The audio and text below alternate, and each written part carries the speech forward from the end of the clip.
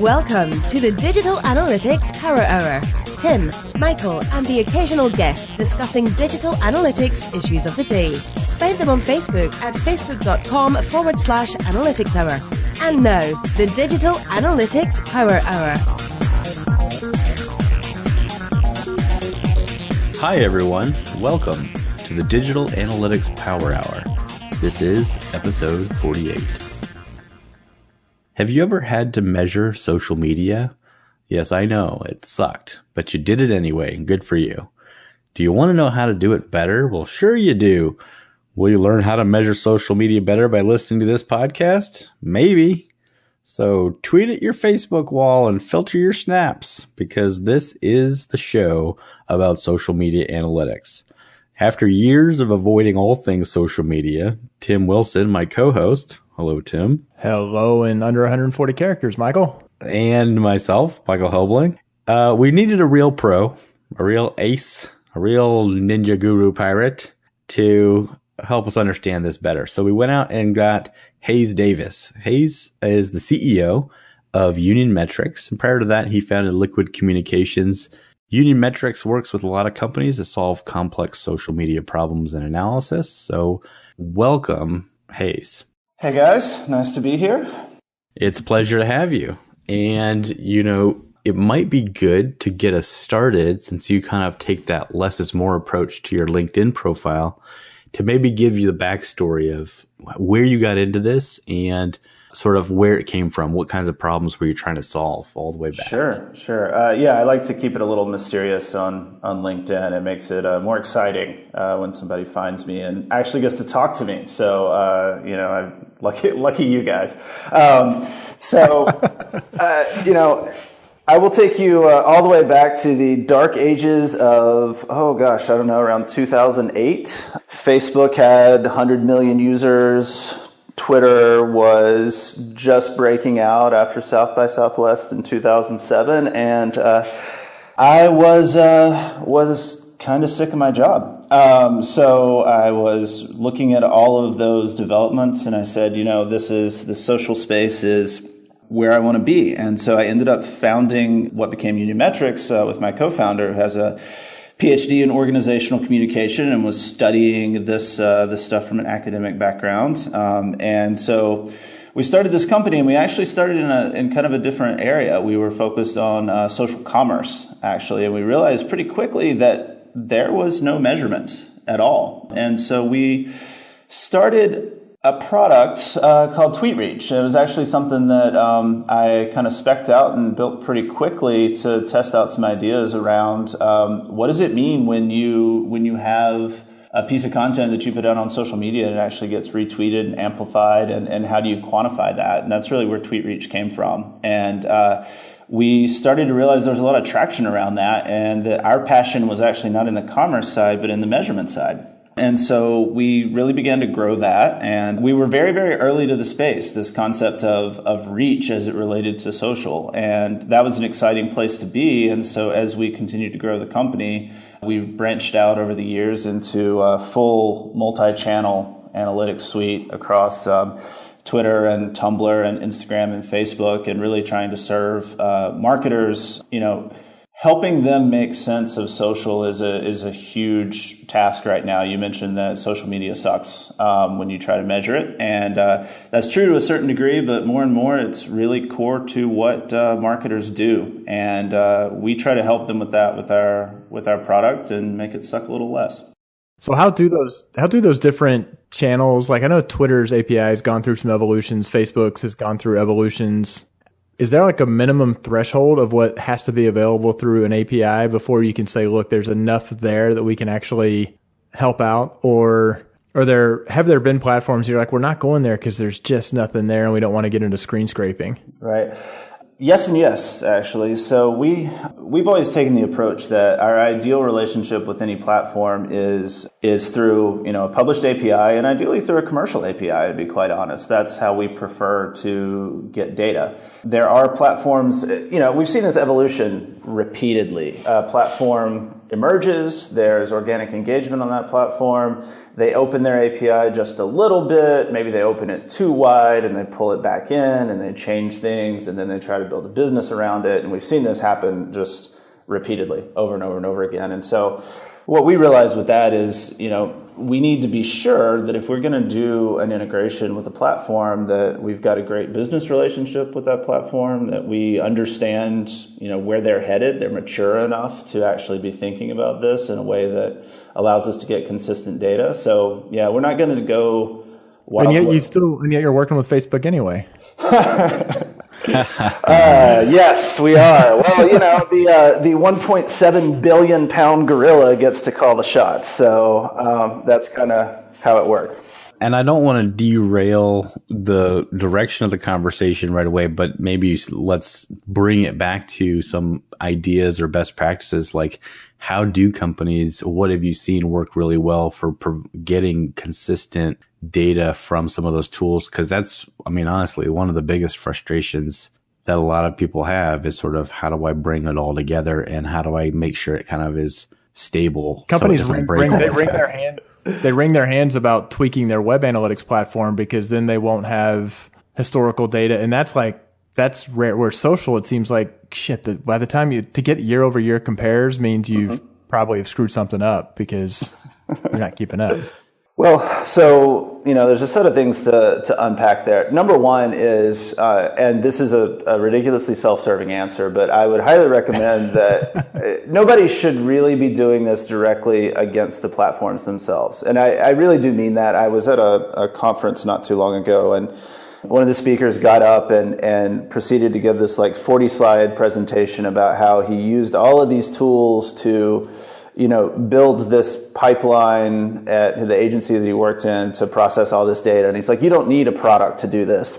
And, I'm sitting there, my jaw's on the floor a little bit. And I admire his tenacity, but I also know that the second one of those platforms changes, that entire house of cards is just going to fall flat. Right. And that's yeah. And so, I consider it one of the things that we do as a building a product in this space. Our job is to insulate our customers from all of that shit. That's really what we're trying to do. And so, that said, you can insulate from API changes and help to provide, evolution around that as the API evolves. You can add functionality, or you can, we do a ridiculous amount of work to hide all that complexity. And I mean a ridiculous amount of work. The amount of time our engineering team spends, the amount of code that goes into it, it's not something, it's one of those things where if you've ever written software,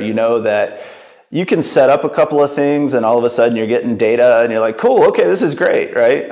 But to actually make that into a production system that's actually going to serve a bunch of people, that's the other 99% of the work, even though you can, in 30 minutes, start getting a CSV or some JSON or something like that. So now to the question of, what does this actually look like from a metric standpoint? How do you bring these pieces together? How do you compare across platforms? I think we're still in the infancy of what social means, and it means so many different things. I've seen some interesting ideas around trying to build a taxonomy of social metrics and things like that. But ultimately, there's a lot of different data sources that words we think mean the same thing, like reach and impressions, don't mean the same thing, and that's something that is a big challenge. And so one of the things that, we have to work on, I think, as an industry, is coming to a consensus about what those things mean. And I think we're 10 years into this, roughly, a little bit more at this point. And I think if you look back at media measurement in the past for new platforms, 10 years in, a lot of things were still up in the air as well. So that doesn't make our lives any easier. Doesn't make the lives of the analysts or the marketers any easier, but I think it's the reality that we work in today. So but that said, I think we have to push as an industry to start to get some clear definitions around that. And we can't just kind of throw up our hands and say, okay, well, Facebook gives me a number and they call it reach, and Twitter gives me a number and they call it impressions, and we just kind of say, okay, let's just throw the biggest one in a PowerPoint and show it to a client. Well, and all those channels are not only competing with each other, so they're not necessarily incentivized to say we're going to make our metrics merge or be comparable, unless they are confident that their numbers are going to look better. But they're also rapidly evolving the platforms, right? I mean, you've got, it seems like every time you turn around, you've got, Facebook live stream comes out, or something like Periscope that's kind of a new, which I always think of that as there's so many things that are moving. The number of platforms that are hot with different groups, and depending on who you're targeting, at the same time that the platforms themselves are evolving to try to capture as much market and relevance as they can. Right. And the consumer behavior is also like shifting and adjusting. And the data that sits on that, I mean, it does a lot of times seems to me like the thing you really can't do is say, we need to figure out what our KPIs are for this right now, and we're expecting that we'll revisit them every 3 years, because then there could be whole new channels. I was actually at a thing where somebody was saying that, we're working with the 4 major platforms for us, and they said was Facebook, Twitter, Instagram, and he's like, I can't remember he was having like a Rick Perry moment. And he was like, I can't remember the last one. I'm like, oh, it's Pinterest. He was like, no, hell no. It's Snapchat. And for their demographic, he was like, yeah, Pinterest, no way. No. And I have no idea. I assume Pinterest is still growing and is still a big, so you wind up with who's your audience. And it's not just like, how's my website serving this? It's which of the channels, because every one of them is a big investment to manage, but also to measure and figure out how to get the data. Right. And, I think I hate social media. Sorry. Sorry. Was that out loud?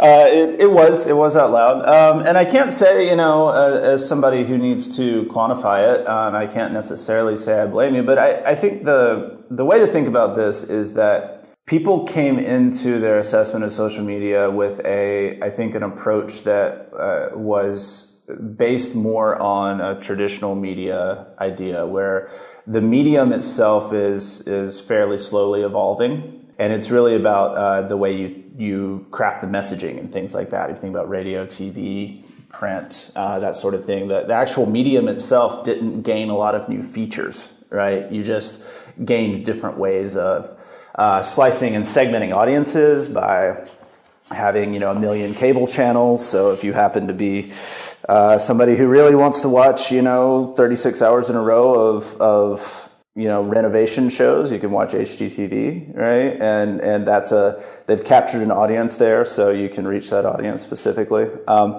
But then social comes along, and that the medium is constantly evolving, as well as the messaging for that medium and how those mediums aggregate audiences is evolving. So you're moving along like 3 different dimensions, whereas before you were kind of moving more along one dimension, if that makes sense. And so, well, and I guess don't you also have with TV, all you could do was buy ads, whereas in social, you've literally got your owned or your organic or whatever versus your paids, and they're kind of in the same, they overlap, right? Which is also not the case with traditional media. Yeah, and I mean, there's you're absolutely right. I mean, we look at that kind of mutually reinforcing sort of triangle of paid, owned, and earned, right? And obviously, earned media predates social by a lot, or otherwise there wouldn't be PR firms. So. But I think the idea that there's owned media through channels that is not also paid, that's something that's certainly a little bit new. And then being able to combine all of those together through largely the same medium is also kind of different. So that's, to me, is what's exciting about it. It's a very different, it's rapidly evolving, and I certainly would rather be involved in this type of world than one that I think where we just all agreed on our measurement 50 years ago, and we just kind of do the same thing day in and day out. I'm looking at you, Nielsen. But so I think that's what's exciting about it. But it is a giant pain in the ass. But I think the right way for marketers to think about it, I think, is, and you kind of alluded to this earlier, is look at these networks have. I think what we thought originally was that there was sort of one template for a social network. And it was like Facebook is a social network, MySpace and Facebook, Friendster, that kind of additional, like that sort of idea of a social network where we're just all going to connect with our friends and we're going to post some stuff and share things and communicate on it. And that's what a social network looks like, right? And so one of the ways that Twitter evolved and was evaluated was kind of under that rubric, which is, I would argue, one of the reasons why maybe Twitter is perceived to be struggling is because they're evaluated under the Facebook rubric of, well, you have to have this giant audience of this many MAUs and it has to be growing this way and they have to spend this much time. But what we've seen is the emergence of large but still somewhat niche platforms, like Snapchat, for example, is humongous, but it is targeted largely at a specific demographic. That said, I use Snapchat all the time, and I'm not a teenage girl, which is like what you kind of think of with Snapchat. So it has the potential to be bigger, more broadly spread than you might think. But I guess where I'm going with this is that there's not a one size fits all. So if you're a marketer, you need to understand what demographics are there and what the what the nuances of that network are, and decide whether or not you want to invest in it. It's a new medium, it's a new channel, and I think the world's two things are gone now. One is when you could just invest in one channel and not have to even think about it. And then two, where you tried to be everywhere all the time. So you have to actually go back to basics and think about, who am I trying to reach? What are those personas? What are the demographics? What does our market research tell us? And then how do we best use one of these platforms or multiple of these platforms to do that? And how do we create messaging that works on those platforms? But that's what I see. It's interesting. A lot of what you're talking about, to me, historically falls in the realm of the social media strategist or the community manager or social media manager or whatever, the marketer who's owning social media, and less the analyst. I'm trying to think of examples of where I've seen the question of which channel or which strategy or the use of that channel. I feel like I've much more run into, hey, we have a LinkedIn group and we have a Facebook page and give me some insights from it. And sometimes I think that fundamental question might have been actually skipped, which is another then challenge for the analyst. Right. There was some sort of surface assumption made that this is the channel that I should be on, and it may or may not be right. Yeah, that's right. And I think there's a lot of frustration then because it's not sort of metrics aren't being used in the way that we use them for other analysis or research to then pursue a better achievement or outcome, because there's no goal or orientation toward a specific objective necessarily beyond sort of, let's get more people who like us, or let's make sure we reach a bunch of people. And maybe that's what it is. Maybe all the analysis should be focused on that sort of, how do we best reach the biggest possible audience? And, Tim and I can tell you the story of how we tried to advertise on Facebook. That was, boy, did we're not good at it. Or Facebook is every bit when you're working with small amounts of money and a very targeted audience, you can see right through it might be a scam crap that is their platform. Well, what about, so this, like, there's measurement, I want to reach the right audience and I want to get scale and I want to shift brand perception or drive consideration, or maybe it's direct response. I want to drive people to buy.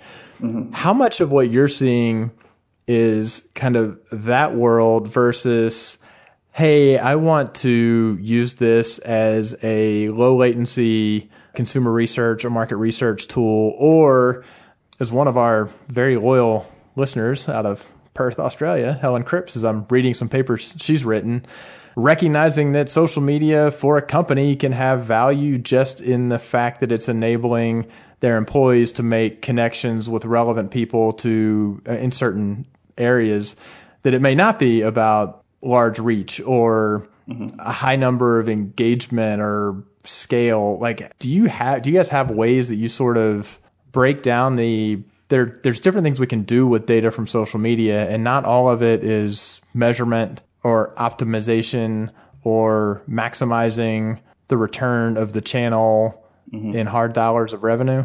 Yes. So, and Tim, you and I go back a ways on the ROI question, but I think so. What's the ROI of a tweet? Go.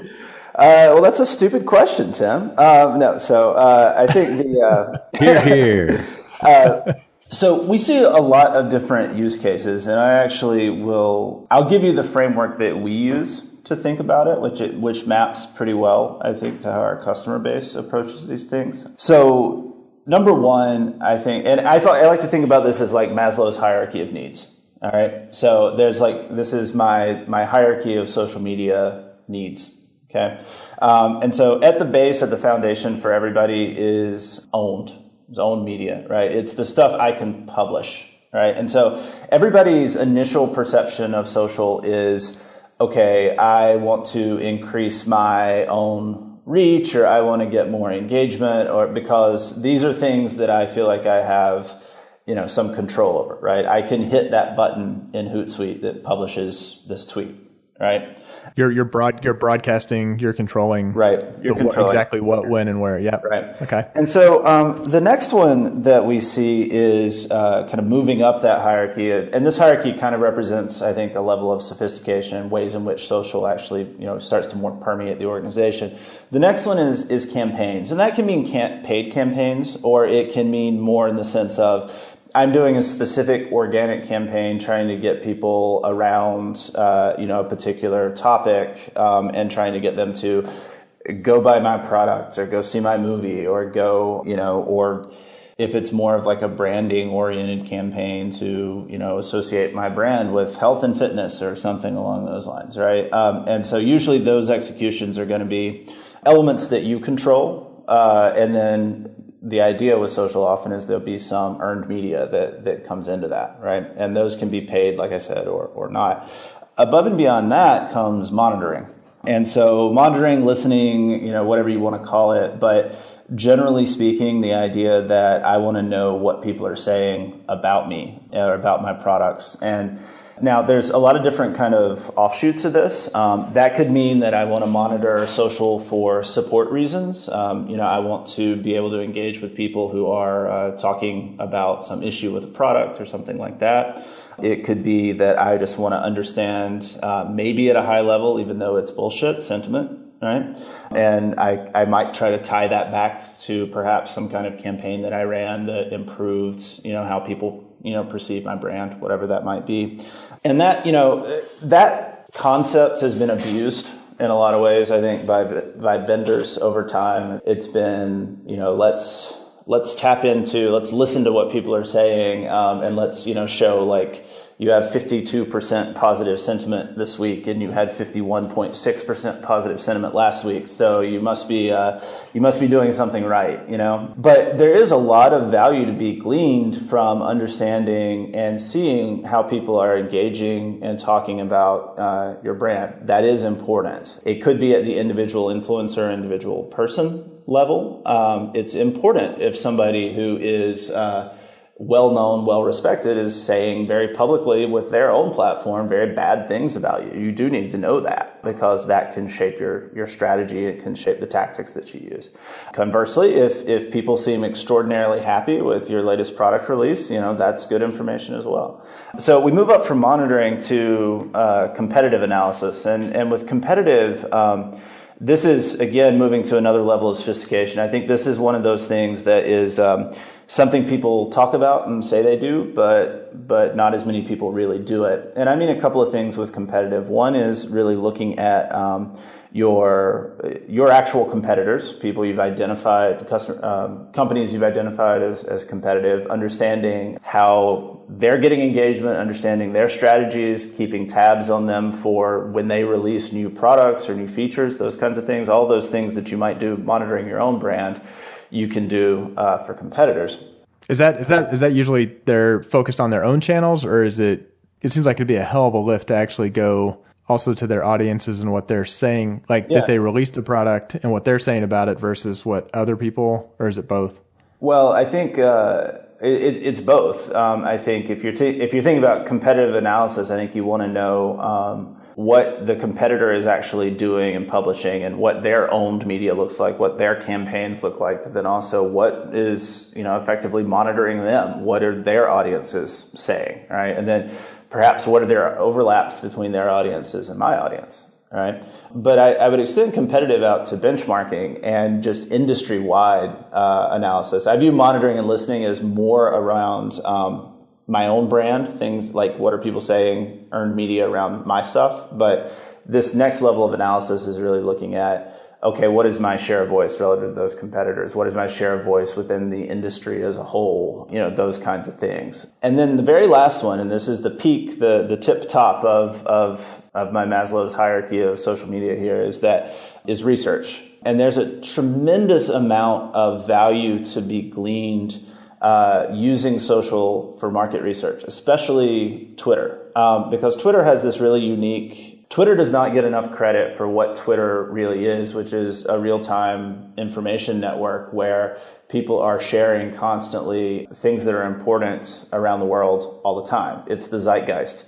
And being able to tap into that and understand those conversations in a way you really can't do with any other platform is really powerful. So an example that I'll talk about that I was looking at recently is being able to use Twitter and, say, geographic information on Twitter to think about where you might want to deploy product resources. Let's say you're a brewery, for example, and you have a seasonal beer that you want to make sure gets in the right hands. So you can use Twitter data to say, okay, who's talking about that style of beer? Where in the U.S. are they talking about that style of beer? What seasons do they talk about that style of beer the most? Does that actually match our distribution network? Do we have a distributor in that state where people are talking about this? And so that's the kind of thing that you can learn very, very quickly from social that can have a tremendous impact in how you would actually invest your resources as a company. And above and beyond just this idea of, okay, did I get more followers last month than this month?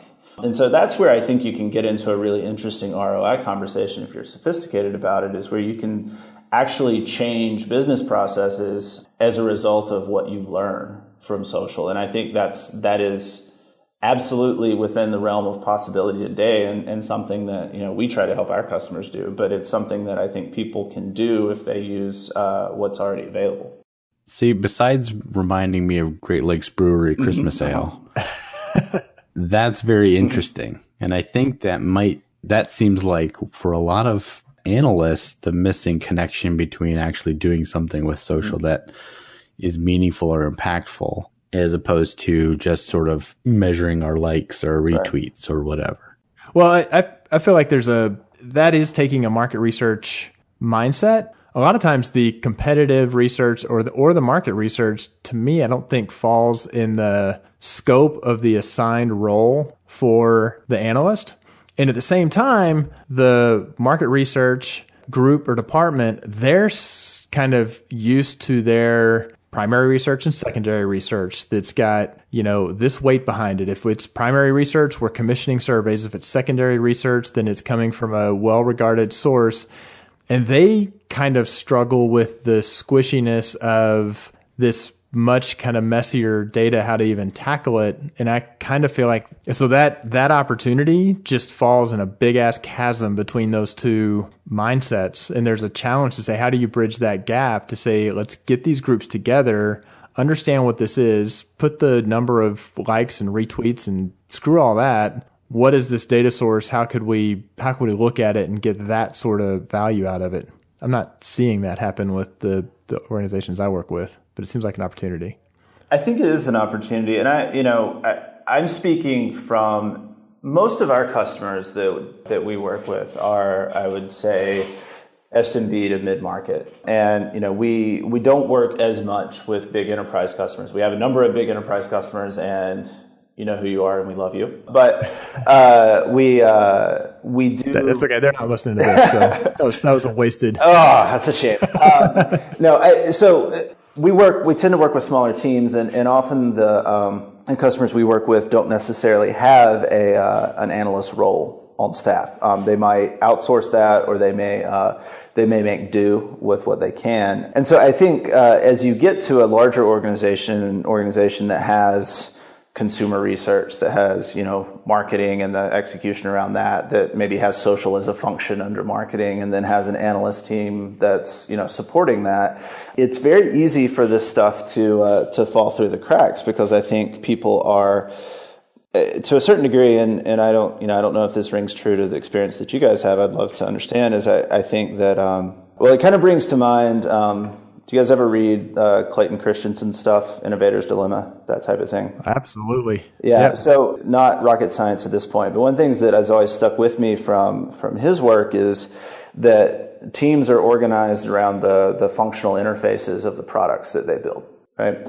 And so one of the things that I think has happened here is that there's this long-term kind of inertia that's built around some of these functional interfaces that no longer exist, that research takes inputs in the form of surveys or data that they feel like they can trust from other parties, and produces their analysis, which then is, and that's sort of a functional interface then to marketing, and they use that to come up with their messaging. And then there's another interface where marketing is really about the output, and then the analysts are about kind of taking that input and then producing some metrics that the marketers can look at. And so this idea of the social channels being both inputs and outputs means that ultimately those functional interfaces are broken down, and they're not in the right places anymore within these organizations. And so I don't pretend to have the right, I can't walk into big company X that has these types of interfaces and say, big company X, you should tear down these walls and do this sort of thing.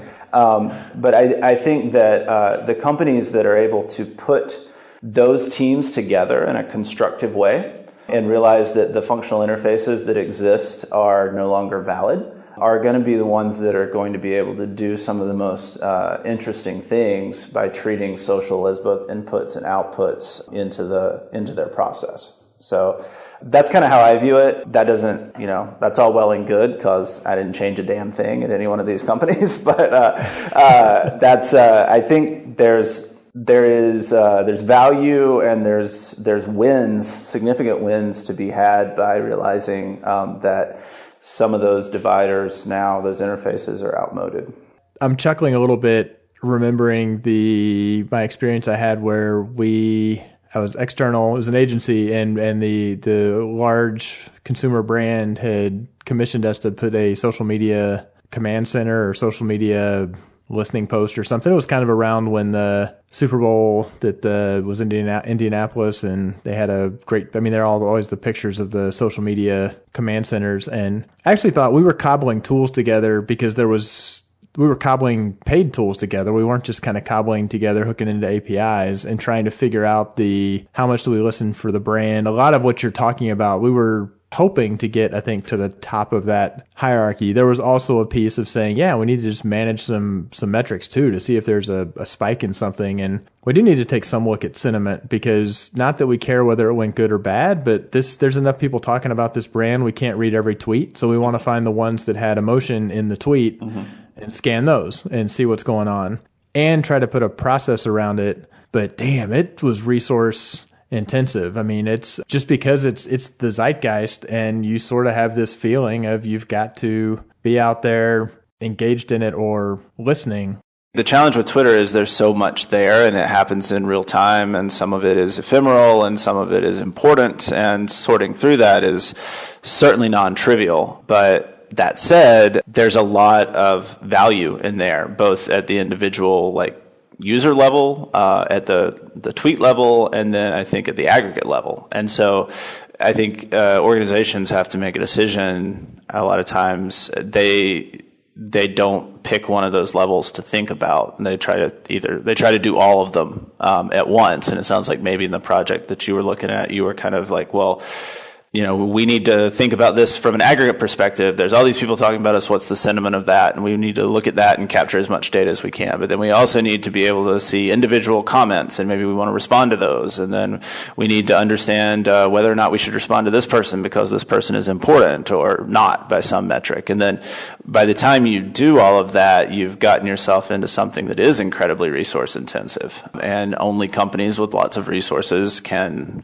pull it off. And those big companies have been telling stories about how they created some kind of, super sweet social media command post, and everybody wanted to kind of make that happen for themselves. Well, this may not surprise either one of you that I was the one who was trying to desperately just try to get articulated what the different structure, what the framework was for what it was we were trying to do. And there wasn't a whole lot of interest I was getting looked at like I had three heads, but I was used to it. Yeah. Where were you, Tim, when the Oreo blackout tweet happened? I had so blissfully moved on from the point where my agency, I needed to sit and, well, this is getting a little close to home because Hayes was involved in earlier versions of that as well. I've been traumatized 2 straight Super Bowls, and I don't never watch them the same again.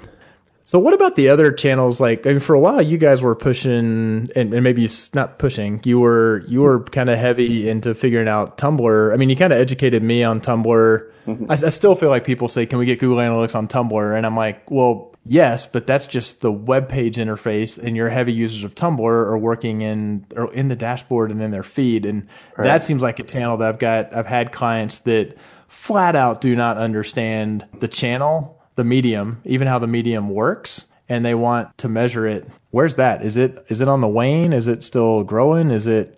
Tumblr Tumblr has been misunderstood for a long time. It is one of those very powerful parts of the internet that generates so much of what we think of as internet culture, but has not been able to monetize that and be as mainstream as I think there was the intent for it around the time of the Yahoo acquisition. And it's partly because it's such a hybrid channel, and people don't know how to approach it. Do I approach it as a publishing platform, which lets me have a nice blog and a public facing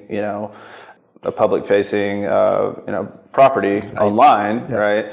Or do I view it more like Twitter, where most of the activity that actually happens on Tumblr happens logged in on the dashboard, where people are scrolling through their feeds and that kind of thing. And so that dual-sided nature of Tumblr is something that was often really hard for people to get their heads around, or has been hard for people to get their heads around, and somewhat harder to sell advertising on from Yahoo's perspective.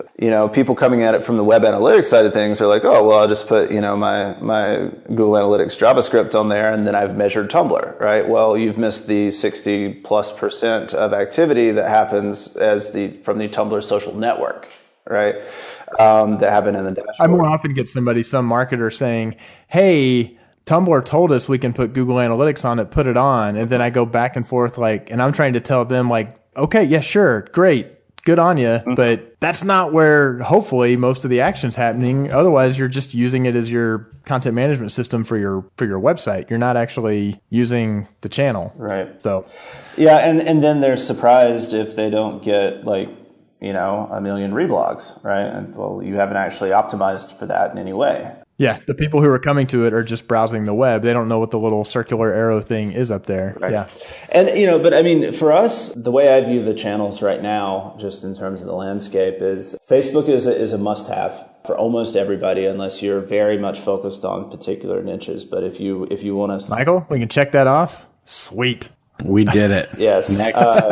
Twitter is the other must-have, and it is by and large still, it is a must-have, and it's second to Facebook in that regard. But I think for most businesses, which we're talking about here, I think they're going to want to have a Twitter presence. Instagram is fast becoming a must-have, though, because of Instagram's, the limitations on the types of interaction you can have with Instagram, the fact that Instagram doesn't have a native amplification function, that you can't regram as part of the Instagram experience, those kinds of things. It's still limited in a lot of ways that you can use it. Instagram is not very good right now for direct response. You can't even have a clickable link in a caption. How much is Facebook kind of, and I don't, obviously you have relations with all these guys, but how much is Facebook kind of pushing them to not kind of, to stay off their lawn? I mean, stay off the mothership's lawn, I guess. Well, I think it's my perception, and this is my personal perception, informed somewhat by conversations, but I think it's that they want Instagram, Facebook, obviously, maybe not obviously, but Facebook's strategy is to acquire a bunch of different endpoints with which people interact with Facebook-owned properties, and they've largely let those properties be themselves. They've paid tremendous amounts of money for those properties and still allowed them to be themselves. WhatsApp, $18 billion or whatever it was, and Instagram for only $1 billion, which, by the way, was just absolute genius acquisition. It seemed insane at the time, but that was just genius. And so, Facebook has, going back to this idea that I was talking about of these channels having their own, identities and their own, ways of aggregating audiences. I think for Facebook, Instagram is kind of that brand advertising platform for them. It's a place for brands to do more of the type of advertising they would do on a visual, more like TV kind of medium. Now, that said, obviously Facebook has been pitching video really, really hard, but I see Instagram as, kind of that premium brand content, and Facebook proper as more direct response oriented. I think just inevitably because of the way that it works, that's what they're doing there. So I kind of see it that way. I don't know if it's a get off my lawn type situation one way or another, but I think they're actually really complementary. And I think if Instagram were to just devolve into basically Facebook with slightly more pictures and a streamlined interface, that doesn't really benefit Facebook as a whole. Facebook doesn't really need more MAUs. They need better segmentation of those MAUs out into audiences they can sell to marketers. MAUs, monthly active users? Yes. Is that what, yes. What could you dropping some acronyms? Mostly active users. MAUs? There you go. It's a mouse. That's not said mouse. I thought you pronounced that mouse. I don't know. It's one of those things that you guys would know that probably better than I would. Should be mouse. Yeah. No, let's just say PTAT and see if I throw up in my mouth. I think they deprecated that metric, by the way. Yeah, I know they did. Well, that's the perfect example of one that, man, people were on that bandwagon, and then they're like, yeah, there are people realizing that this is complete and utter bullshit, so we're just going to remove it. Right. So. Oh, yeah, like the recent video tracking metrics that were recently revealed to be just a little bit different than real life. God, I hate social media. Anyway, this is a great discussion, and actually there was a few really good things. I certainly got a couple of really nice things out of it, so I think it's good. We like to do a segment on our show called The Last Call, where we just go around the horn, talk about something we found that was interesting in the last couple of weeks. Why don't you start for one? I would love to. And actually, this last call from me is coming straight from my confirmation bias, which is right where you want it to be. And I ran across an article on Chief Martech, Scott Brinker's blog, about some research done by CEB Global, which is a company I am not familiar with. But they did some analysis of personalization and how companies were successful or not successful. And they found that tools and investment were not the leading indicator of success, but the actual people involved with the personalization program. And it's like, oh, I'm going to take that study and carry it with me always. People over tools in anything related to those kinds of things, because I think the same thing is true of analytics. And I think Scott Brinker did a nice job of kind of elucidating on that topic. So good read, something that, obviously fits with my views, but I like that article quite a bit. Nice.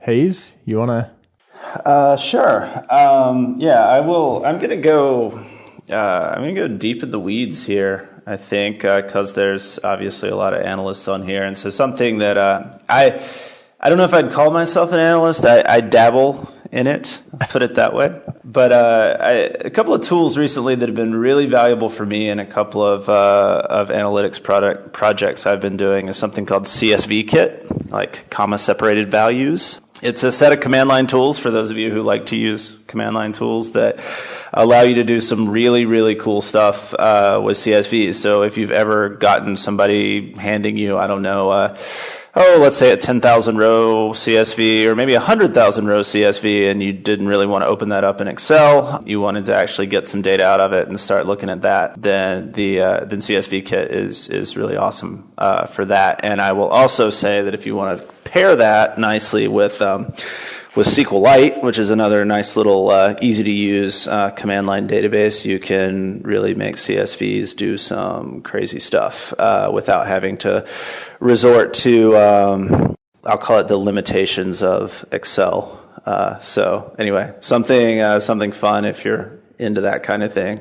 So you're perpetuating the stereotype of a Silicon Valley CEO dropping the CSVs and SQLite, or maybe you're busting the stereotype. I just every time I do it, I feel like I should probably be doing something much more strategic. But sometimes, you just got to get your hands dirty. I've been doing some strategic comma separated value file work. Yeah.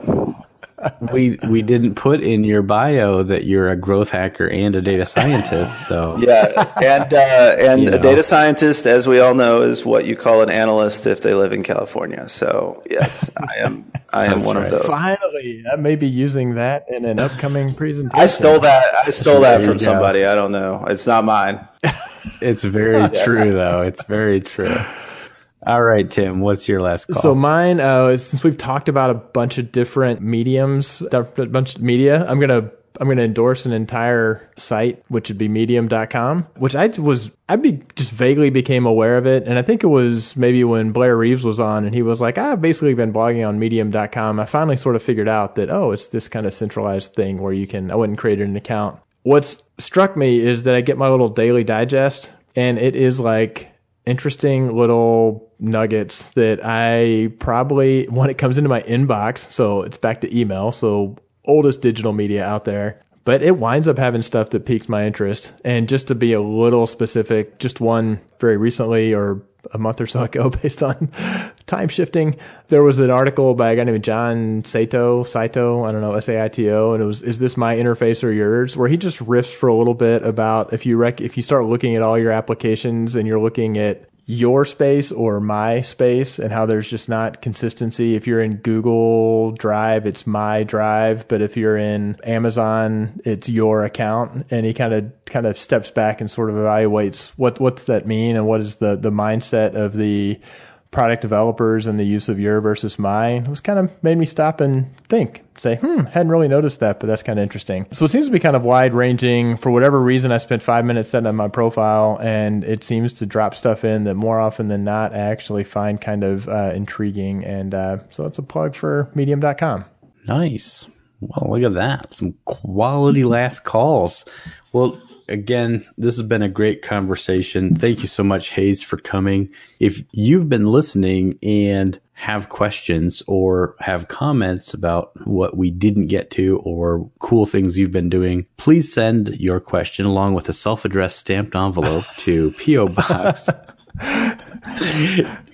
I mean, hit us up on Facebook or Twitter. Wouldn't it be? We need to get a P.O. Box just so that we could do that, because that would be amazing. P.O. Box 1212, Burbank, California. But we've got our Facebook, we've got Twitter, and we've got the Measure Slack, which we didn't talk about as social media, but there's certainly a social community there in the Measure Slack. So join that and get all your questions and comments answered. Anyways, thanks once again, Hayes, for coming on the show. It's been a pleasure. For my co-host, Tim Wilson, keep analyzing. Thanks for listening, and don't forget to join the conversation on Facebook, Twitter, or Measure Slack group. We welcome your comments and questions. Facebook.com/Analytics Hour or at Analytics Hour on Twitter. So smart guys wanted to fit in, so they made up a term called analytics. Analytics don't work. Okay, we're going to manage to get this started under. I got to rework this whole thing. Never mind. That's it. This is all. Well, the company's doing well, right? So, yes, and the baby is alive. So I feel like, yeah. So really, if you look at your two primary KPIs, that's pretty darn good. We're big into social media measurement. I don't know if so I've got a lot to say about that, Hayes. Okay. Also, no, I don't. I thought this was a politics podcast. Hey, let's turn it into that just to avoid this topic. Oh my gosh, how great would that be? I realized what that was going to sound like as it was coming out of my mouth. I'll tell you what, this Pocket thing is really paying off. Is that a social app? Yeah, I'm looking at my pocket. The last like 17 things are related. What? Cow plot. Arrange plot 2 figures in a grid. You know, one thing it can't be said of you, Tim, is that you lack focus. We're not even connected on LinkedIn, Hayes. I'm going to fix that right now. All right. I think right now we are friends. You can only do half of it. You'll have to see what the hell. Well, yeah, Yeah, I don't know. We'll see how this goes. yeah. Well, I'm willing to take that risk. I'm putting myself out there. This is the first time. Really? Yes. Because I literally think about that every time I hear your name. They call him Drunken Hayes because he won't answer anymore. Well, this should be a fun conversation. It's a Redditor. It's a Redditor, Tim. Sure. That's a thing. They're not a Reddit. They're Redditors. No, where does Reddit? I've never been a Reddit user, a Redditor. Okay, yeah. See, clearly, You just don't want to say it. It's like a Redditor. rock flag and social media.